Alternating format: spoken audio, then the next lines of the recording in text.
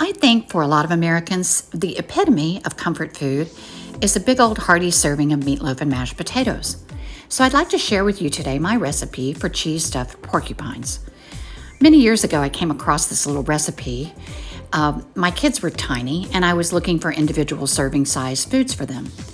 It got its name porcupine because it had rice in the recipe, and so the top came out looking a little prickly, like a little porcupine.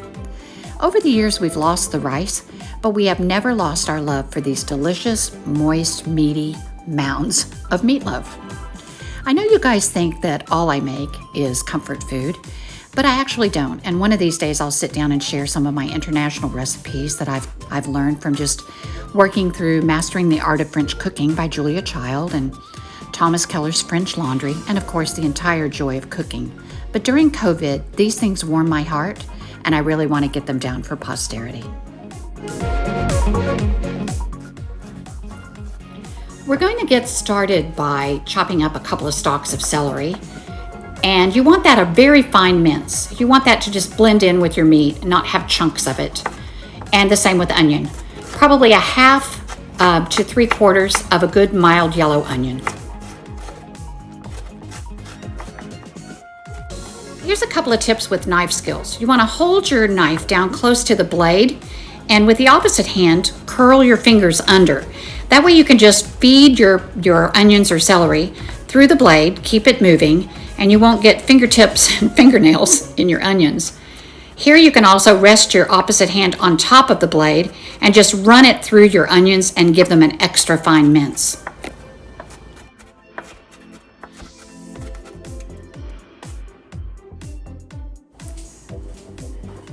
Whenever you're going to mix raw meat and veggies, I don't know if you know, but sometimes they don't stick together very well. So you need some binding ingredients. I use 1 egg for each pound of meat and then a cup of milk. You'll want to whisk those together really well.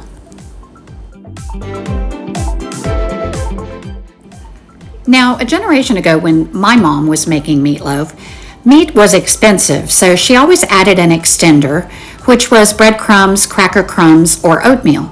It actually does add a nice smoothness to the texture of your meatloaf, so just as a function of history, I continue to do that.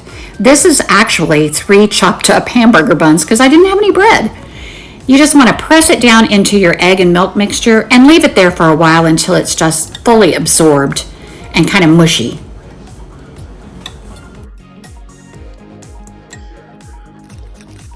And here's what you have after about 15 minutes. It's actually kind of gloppy and looks a lot like cooked oatmeal. A good rule of thumb for your meat is to use equal portions of ground beef, ground pork, and ground veal. I don't always have that, so today I'm just using a really high quality grass-fed Angus beef, 1.5 pounds of that, and 1/2 pound of ground pork. And by the way, you do want a juicy meatloaf, so you need a little fat to your ground beef. You'll want a grind that's about 85-15.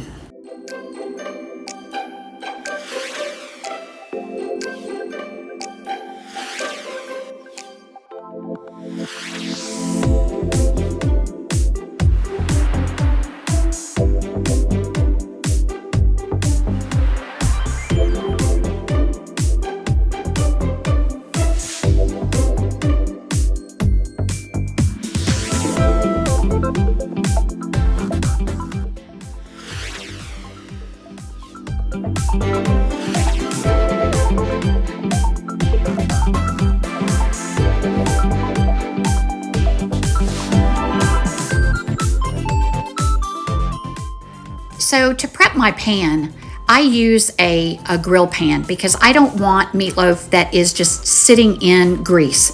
So I like a slotted pan where that can drain off. And I don't like dishes either, so I always line my grill pan with some heavy-duty foil. And then I just put the slotted top on. And to just give me a little additional help so that everything rolls off, I spray it with some kind of cooking spray. Here's our prepped meatloaf mixture. Now, my little mama said I was ticky, and she wasn't a kiddin'. I am very particular about how I like things to look. So I do use a 1/2 cup ice cream scoop so everything is perfectly uniform. And here we go.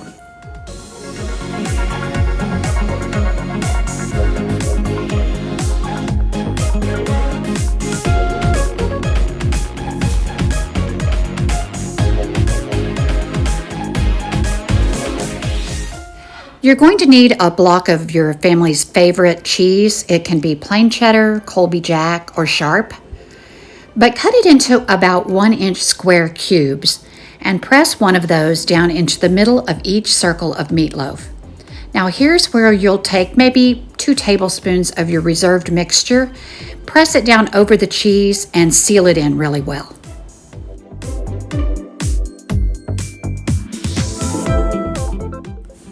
Now, of course, you're going to want a wonderful glaze for the top of this.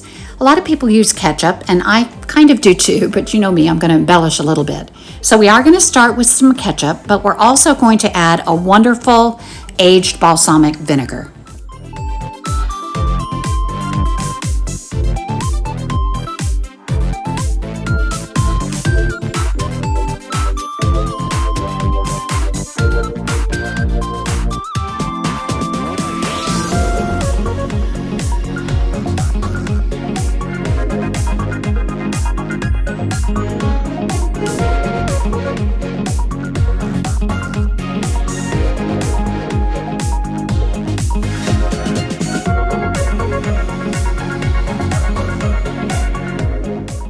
This is probably my favorite way to fix fresh green beans.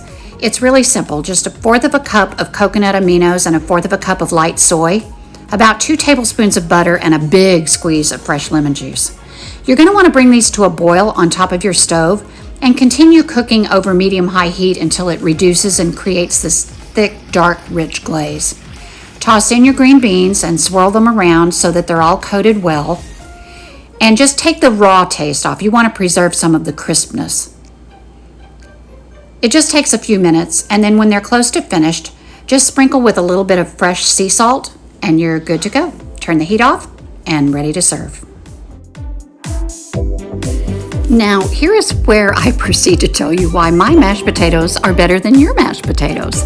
It's because I add about 15 cloves of chopped garlic to my boiling water, and then I drain all that off. And these are not low-cal, by the way. I add sour cream, cream cheese, and a whole lot of white pepper, and a whole stick of butter, because I make a lot of potatoes when I do this. I moisten them with a little bit of half and half once I've drained them. And I use an old-timey potato masher, and I just stomp the bejeebers out of them. And once they're kind of mushy, then I add the sour cream and the cream cheese, and then I just mash them a bunch more. A lot of people do use a mixer or KitchenAid for this, but I really don't like the texture. I think it develops kind of like a gluey texture to the potato that I don't really care for. Then all you have to do is adjust your seasonings, which means to me a little salt, a little cracked black pepper, and you're probably going to want to top it with some more butter. Now here we are, right out of the oven. Now look at this. Aren't these perfect? There's no grease. They're beautifully browned with this lovely glaze on top. So you just fill your plate and give that to somebody you love. And then just wait until they cut into the middle of it. All this wonderful ooey gooey cheese. Anybody is going to love this meal.